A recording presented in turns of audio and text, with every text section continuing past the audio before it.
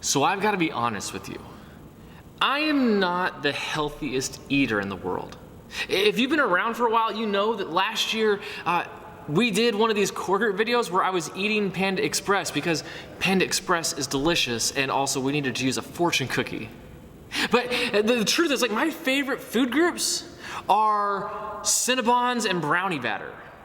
I think I eat as healthy as Buddy the Elf. Like, it's not always a pretty picture, but I know I should do better.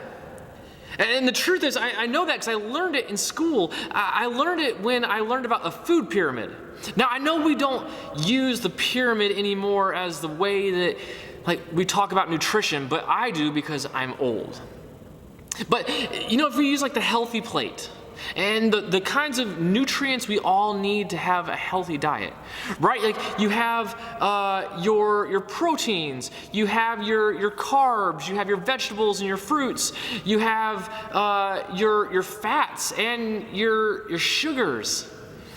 And the truth is, it's all a part of a healthy diet, but we aren't supposed to eat all of it in the same amounts. Right? So, I mean, we need more vegetables than we do fats. We need more starches and carbohydrates than we do sugars. Oh, we still need some of that, but what we really need is more of the stuff that sustains us. Well, friendships work kind of the same way. Think about it, right? Like, we all what we need more than anything is some people, some friends that are like the carbs, like the rices and the breads, those things that give us energy. Those things that are sturdy. Maybe they're like not always the best tasting things, but they're good. They're yummy, but more than anything, like, they sustain us. They're the things that keep us going. They're like reliable.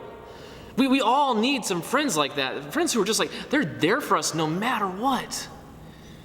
And then we need, like, our vegetables.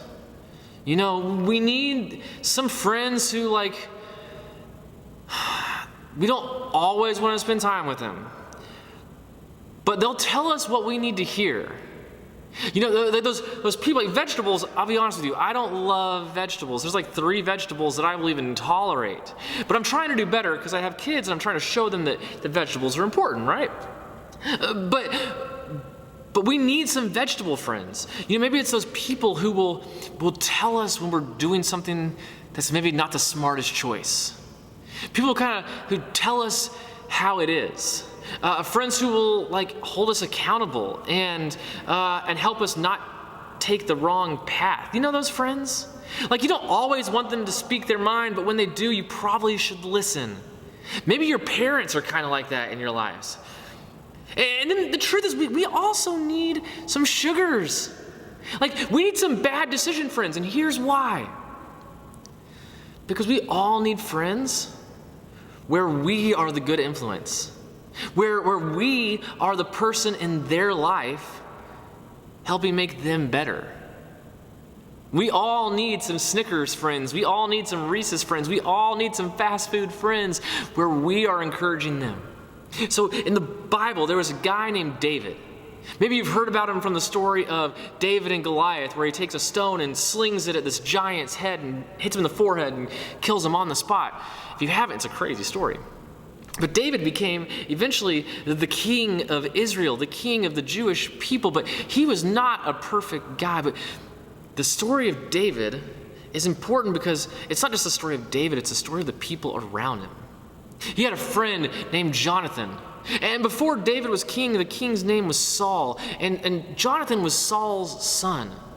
And Saul started getting super jealous of David to the point where he was like throwing spears trying to kill him. Yes, there was spear hunting in the Bible. And David was like terrified that he was about to get killed. And Jonathan said, you know what, I know that I am Saul's son, but I love you, David. Like, we are besties. I'm not going anywhere. If you need anything, I am with you. Like, we all need friends like that, friends who are just with us no matter what, even when life gets hard. And the truth is, we need to be those kinds of friends for other people. We need to be the kinds of friends who, no matter what's going on in somebody's life, like they can call us and say, hey, I'm having a really hard time. We can say, yeah, I get that. I'll be there. At the same time, there's a guy named Nathan in David's life, and Nathan was a prophet. Now, David was a king, and he was like super connected to God, but that does not mean that David always made the right choices. And he did some really bad stuff that we would not approve of ever. And Nathan called him out on it. Nathan told David a story, and at the end of the story, he said, hey, is the person who did all that stuff, are they a good guy? And David's like, no, not at all. And Nathan's like, yeah, that person is you. You know, sometimes we need people and friends in our lives who will tell us the truth, even when we don't want to hear it. That's part of friendship too. And the story of David in the Bible is a story of all the friendships and relationships we need. That's what a core group is. It's people who will cheer us on and encourage us, and also people who will say, hey, I know you had a mess up back there. I still love you. I'm still in this with you. We need a healthy plate of friendships because that's what the Bible is about. Now, while you go talk about these healthy friendships that you're about to have, I am going to take a little bit of my healthy plate diet and have a little ice cream sandwich. You guys have a great core group.